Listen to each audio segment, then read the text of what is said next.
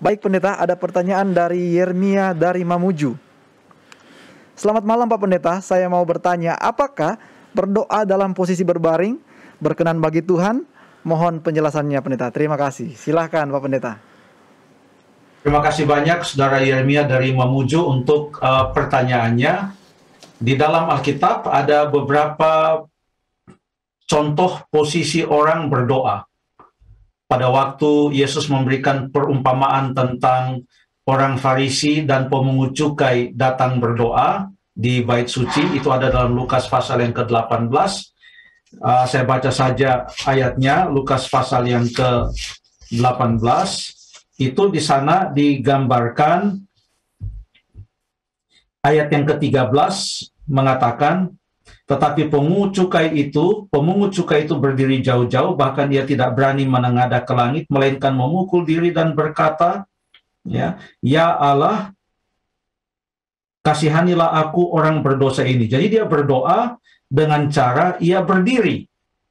Lalu kemudian ada juga dalam Matius pasal yang ke-26, Tuhan Yesus yang pada malam hari itu mengkhususkan waktu ia berdoa di Taman Getsemani. Menurut Matius pasal yang ke-26 ayat yang ke-39, dikatakan di sana, ia maju sedikit lalu sujud dan berdoa. Dengan cara ia sujud, lalu kemudian ia berdoa. Lalu ada juga di dalam Kisah pasal yang ke-20 ayat yang ke-36, Kisah pasal yang ke-20 ayat yang ke-36 mengatakan, sesudah mengucapkan kata-kata itu, Paulus berlutut dan berdoa bersama-sama dengan mereka semua.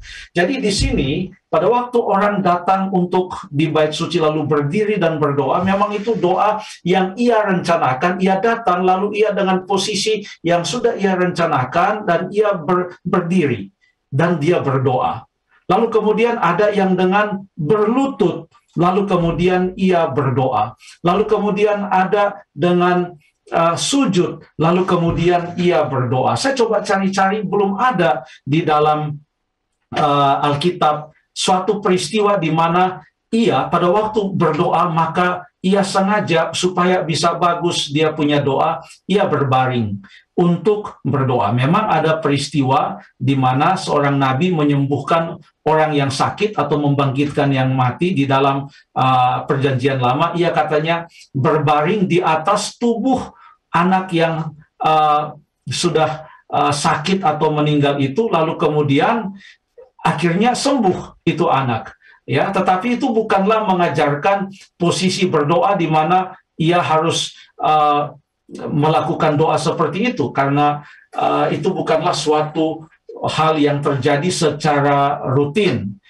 Dan yang saya mau katakan adalah, yang diberikan contoh di dalam Alkitab adalah orang berdoa dengan cara berdiri, dengan cara bertelut, lalu kemudian dengan cara sujud, lalu kemudian doa itu pun bukan hanya sesuatu yang formal, tetapi doa itu pada dasarnya adalah komunikasi kita yang rutin dengan Tuhan.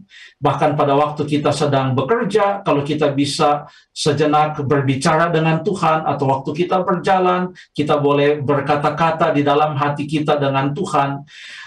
Kalau di gereja, saya lihat di rumah ibadah, tidak pernah ada catatan di dalam Alkitab bahwa ada orang yang berdoa dengan cara berbaring dalam rumah ibadah, sehingga agak rancu nampaknya kalau kita mau katakan pada waktu tiba saatnya untuk berdoa, lalu kita katakan, mari kita berbaring dan berdoa. Nampaknya tidak ada demikian. Kalau dikatakan mari kita berdiri dan berdoa, ada contohnya di dalam Alkitab, di mana orang di dalam bait suci berdoa. Kalau dikatakan mari kita berlutut dan berdoa, kita mengikuti seperti yang Tuhan Yesus lakukan dan juga rasul-rasulnya lakukan, kita boleh lakukan seperti itu. Jadi kalau itu doa dalam arti komunikasi dengan Tuhan, pada malam hari kita mengantuk, kita sudah tidak bisa bangun lagi, atau kita dalam keadaan sakit, dan itulah caranya kita bisa untuk berkomunikasi dengan Tuhan dan berbicara. Jangan paksa untuk duduk dan berdiri baru kita berdoa. Kalau kita di dalam keadaan berbaring dan kita perlu berbicara dengan Tuhan secara pribadi dan berkomunikasi dengan Dia, berbicaralah kepadanya. Tetapi ini tidak dianjurkan sebagai cara untuk kita berdoa di dalam kumpulan-kumpulan ibadah, karena tidak ada contoh seperti itu. Terima kasih.